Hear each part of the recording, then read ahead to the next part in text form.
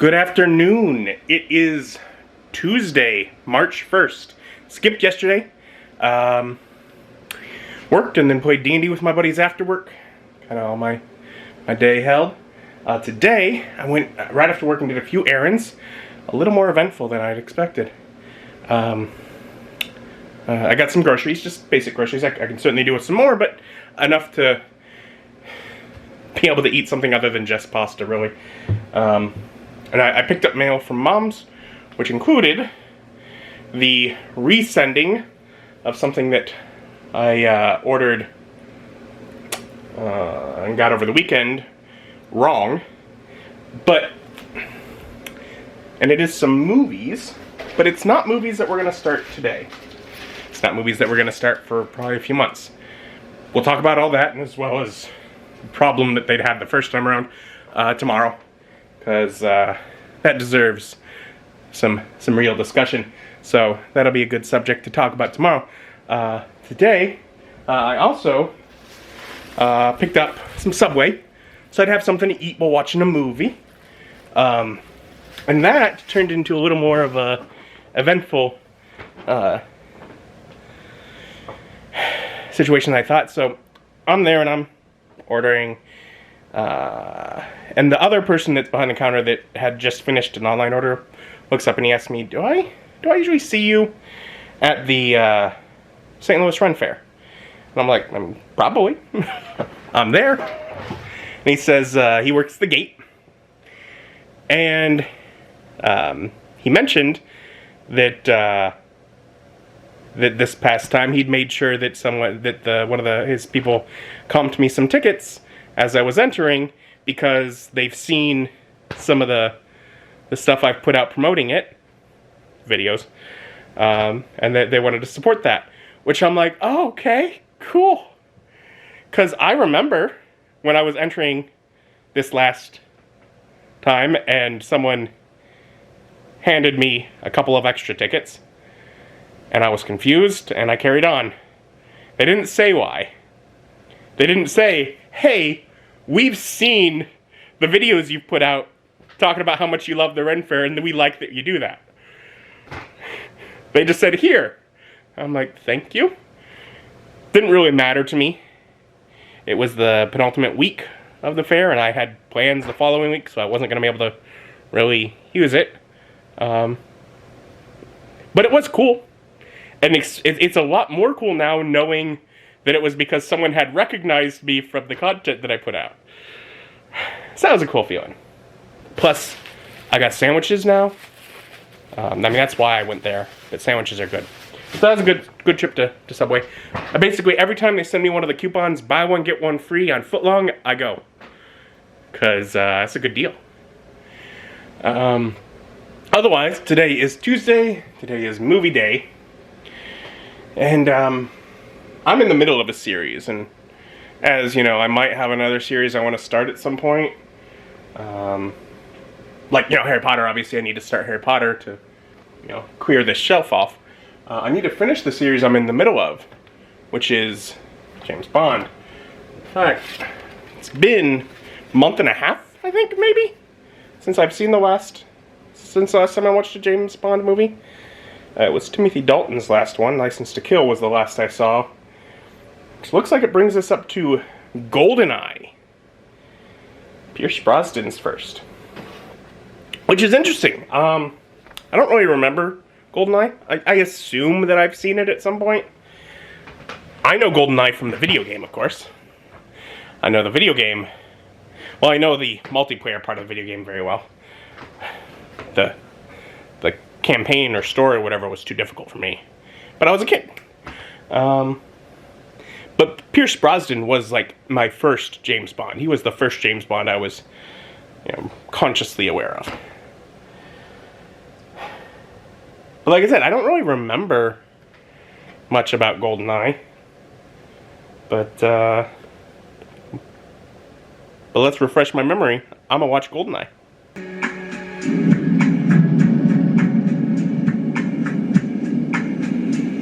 And I would give 007 GoldenEye a 7.7 out of 10. pretty solid James Bond movie, fitting all the things you want. Even getting the 3 different, real locales. Since the back of this box doesn't have any description, and I didn't have a DVD version of it previously, we'll go read the back of box description I looked up online. GoldenEye. Pierce Brosnan ignites the screen as James Bond in this explosive, thrill-packed adventure that pits him against a vengeful adversary who controls an awesome space weapon capable of global destruction. Not actually capable of global destruction, interestingly enough, that targets a specific area and EMPs it. But still, it's devastating the way they're using it, so good enough. It's a fun movie. Fun movie.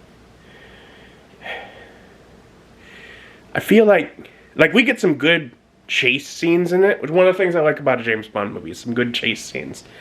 I don't know, it's just something about them. They do them they do them well. They do them good.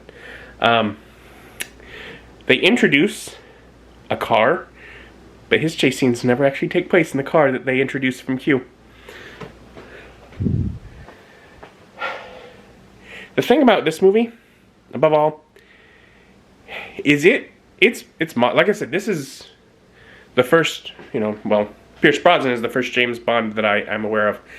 I don't know if I've ever seen this, and if I have, it's maybe been once a really long time ago. Like, I did not know this movie at all. I recognize a few of the sets, again, from the video game, but, that's it. But I recognize a lot of the actors. The thing about the James Bond movies is a lot of them are old. And so a lot of them, the lead is, and the returning actors are the only ones I tend to recognize. I don't look at it and be like, oh, there's an array of actors that I know from other films, because I simply don't. But I did in this one. Sean Bean, our 006. Our dastardly betrayer. I, of course, know from Lord of the Rings. And we got his ally, the crazy, on top, who I, of course, know from X-Men. She plays Jean Grey. Speaking of X-Men and spies from Spy Kids, Alan Cumming. Alan Cumming is our computer hacker dude. Awesome. Loved him since I was a kid and I saw him in Spy Kids. And then he's in X2 as Nightcrawler. Love Nightcrawler. And there's more. There's the actor that plays Hagrid. Has a small role. And alongside him, even smaller role, Minnie Diver, who I know from Ella Enchanted and Phantom of the Opera.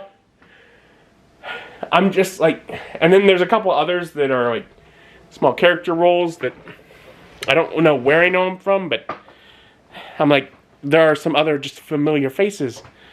The CIA guy is a familiar face, but I don't really know what from or who he is. So many familiar faces in this movie, which has not been the case in other James Bond movies, but it's fun.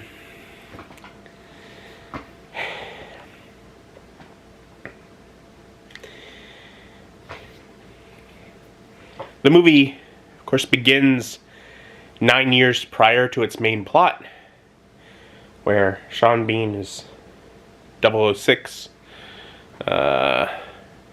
Things don't quite work out as planned when he's trying to betray things and make it look like he's dead when really he's going to be defecting. But that's, Soviet Russia, when Russia was the bad guys.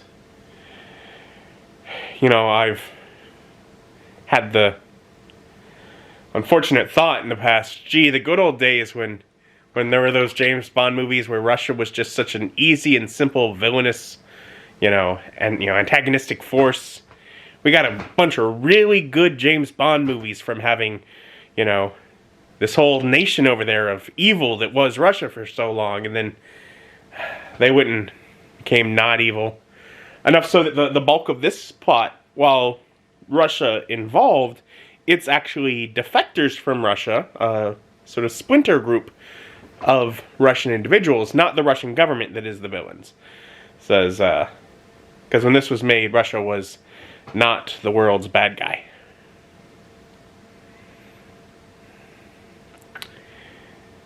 How unfortunate. But,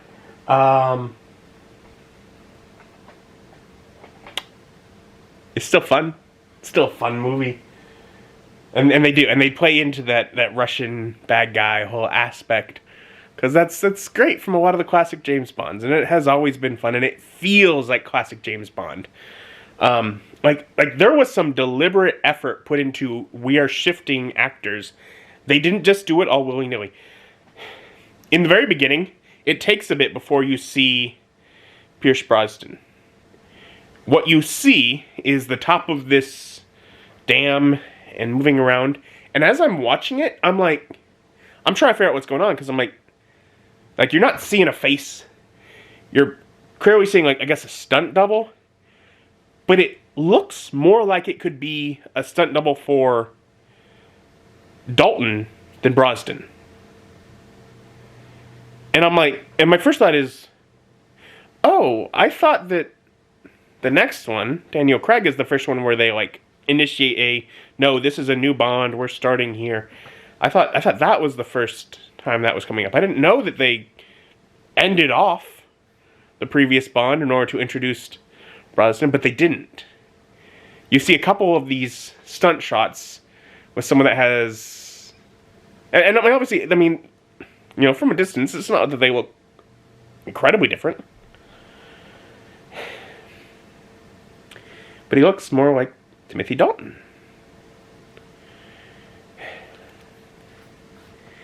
Until there's a moment where you see a close-up of Brosnan's eyes.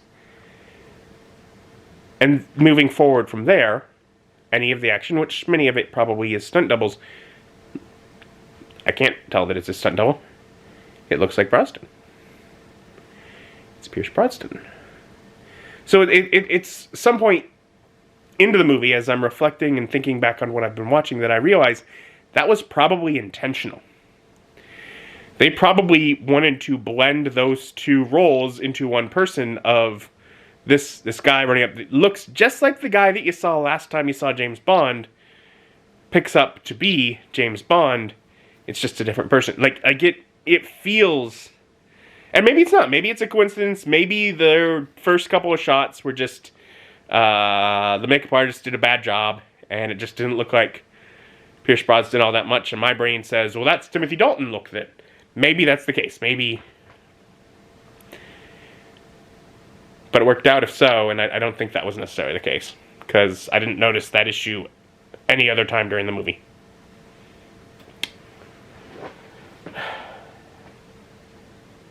Our villainess, whatever, the Jean Grey actress. Crazy.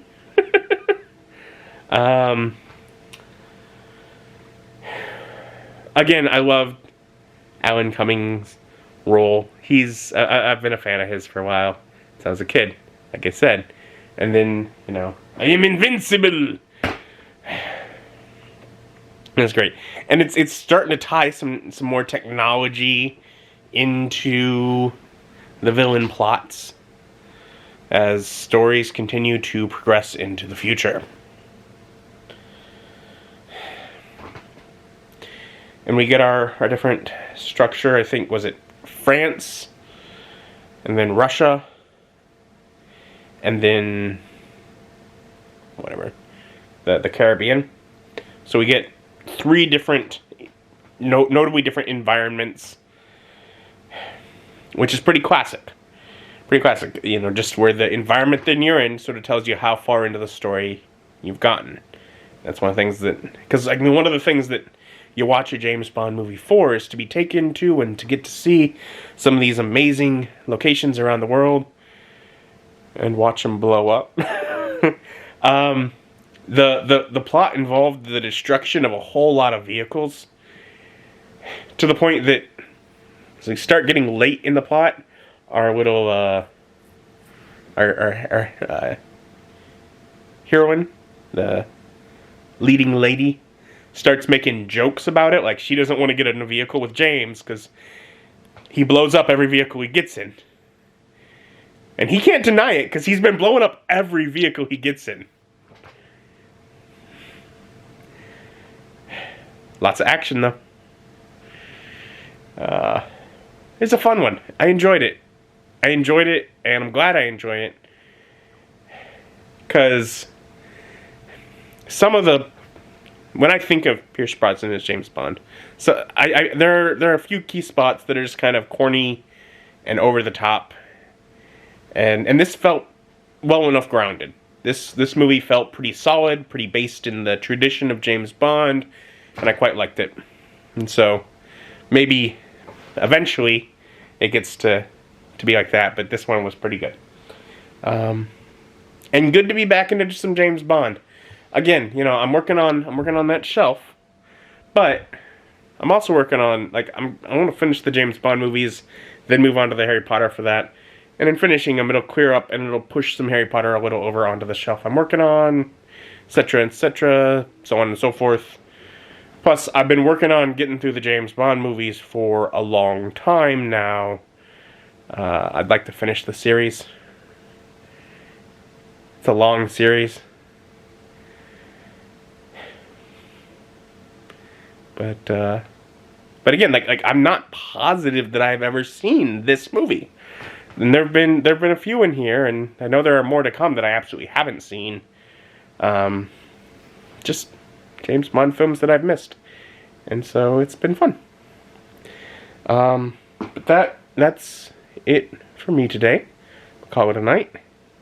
Thank you for joining me, and joining me as my journey continues.